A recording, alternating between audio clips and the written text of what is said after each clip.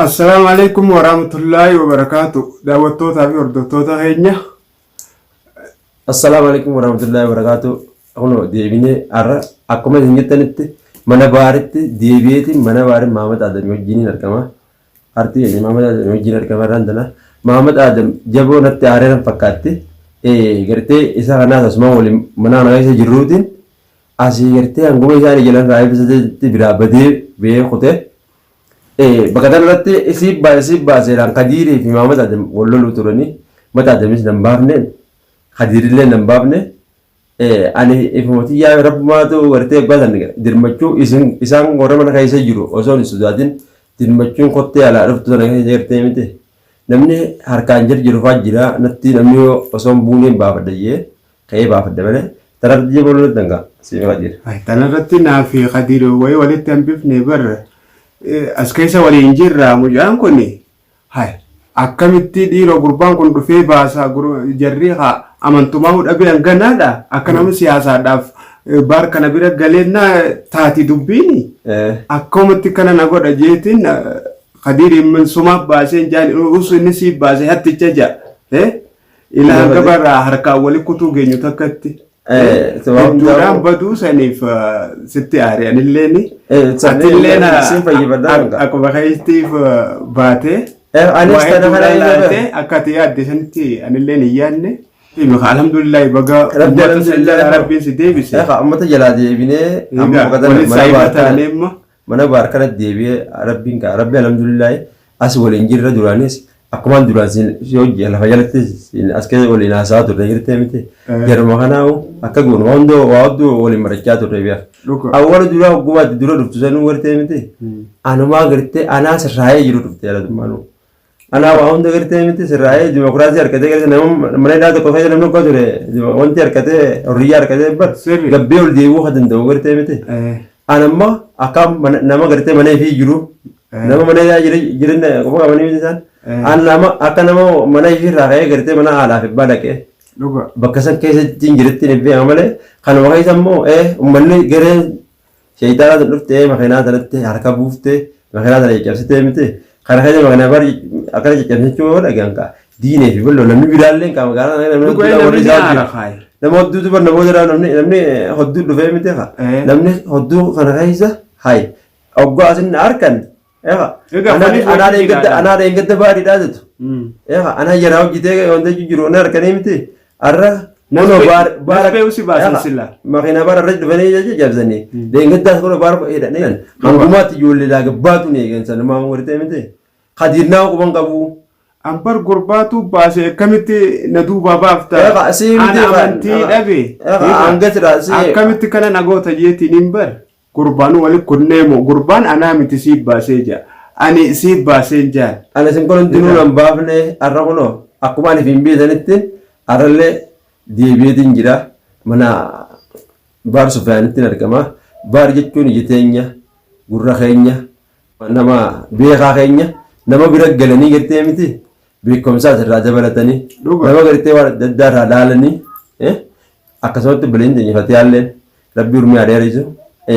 Siraa agartee akka jarri siraa namni biraan eeguun fatii addaran jabeessanii eeguu qabaa nama warra alaa dhufirra isiidhaa kan ta'e jalli eeguu qabdu isummaan sunuu wartee miti na lallaaffifteeti na nyaachiftee na obaaftee dhiqadhee jifaddee akka nama gartee obboleettii fi guddoo bira jiru wartee miti namni mana obboleettii fi guddoo jiru kamti akka nama haadha bira dhaqeeti bar akkasittiin jiraachuu jira kana keessa namni nama rakkoo keessa jiru banni badii yaadaa barbaadatan haratti baafatu. Siraa booduu hataatu taate baatii guutuu saafii asin taa'u bar siraa kan hin badee achi deemee jarri biratti kan hin deemu barbaadu. Teessoo kaayidhaan jirre as keessa taa'u. Kan hidhaan jirre akkasitti hin taa'u bar. Maali hojjeta teessise jarrummaan namnummaan kun kana naamanii akkana narra gisee lallaaffise. Isaan kun rabbi irra guuttatanii gisee anaa eeggatti akkas jiree hojii jireenya isaanii san jibbee akkaan itti isaan adda diigu jee waan kan hunda. Amma deebi'eetiin gartee yoo kaanfachuu jiru waan kan hundaa gartee. Sanun ta'u bar. Shayitaana fi fakkaata. Sanun ta'u bar. Ati ifi gooteetiimi jara saniitu wanti kan nuna oogee barboo. Akkuma gartee ati immoo waarummaa akka dhuftee gartee. Bojarri wayii wambisuu ka'e bar. Karaa naannoo isheeti. Andii rookwaanii fi adeemsa isaanii kana laalee namni itti jirus laale.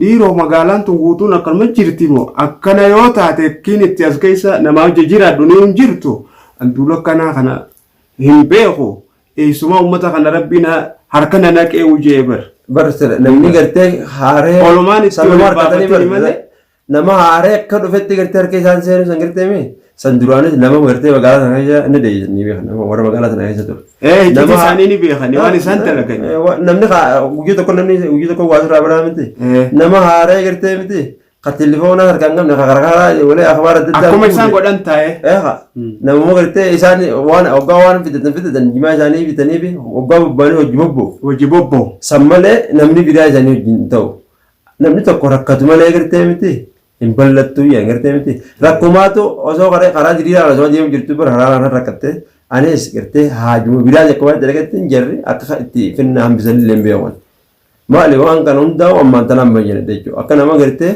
gaggabee bayifatee tokko dhugaa waan takka hoggaa namni waan fokkottuu takka bareecheetii sitti himaa beeka akkana hoggaa jedhan nuti waan tana waan keessan beeyneef jecha nuti itti seenne gaafa sanii amma immoo alhamdulillahi atis egaa jalaa deebite an duraanuun arkee ati bar hin fagaanne rabbiin dhiumas qabee kanan dura siraachitti akka irra dhuftu taateen siraa isaanis akka isaan akka osoo isaanii jiru osoo hin dhabin kana dhuftu taate beek waan kana walumaan nutti seenan namni tokkorra wayyaa ta'ee irraa wal qabuun maa jirtu beek waan inni ameesitti jiru duraan karaa nagaa irraa naafetti akkatti wal beeynuka kana isaan osoo isaan biran dhaqinillee waan waliin yaadaa turre garte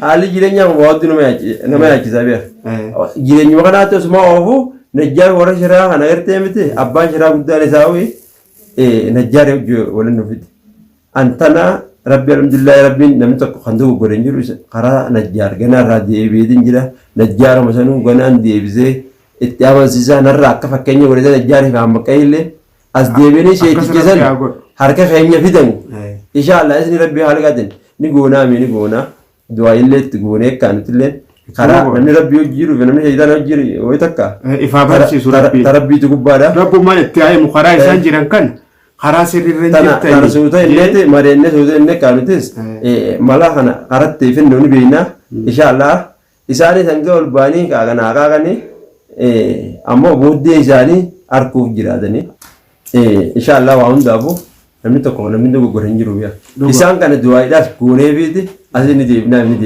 deebina ammoo baar gartee xoorotaa biyee taa'u qabaa'u bar maali godee isaan seenan sun hundoo beeka hin beeku awoo bar jechuudha ana kabeeku ati malan gabeetu ni qabdaa miti ana si daranii itti beeka bakka isaan dhagan godee isaan seenan san guutuu gartee miti hanga isaan magaalaa sana keessaa baanii gaara galanitti jalaanaaf nuumi jalaanaaf ummaan dalaganaa gartee an xiqqishuu yeroo maatii kubichaa gartee miti qilleensa namni xiqqishuu abirraafachuun ni jiraa miti hanguma isaa abirraafachuun godhuudhaan gara kana ture malee isaan ni dhufanii ni dhufan akkuma ana sirraa kanatti as deebi'anii ifarkuutaan.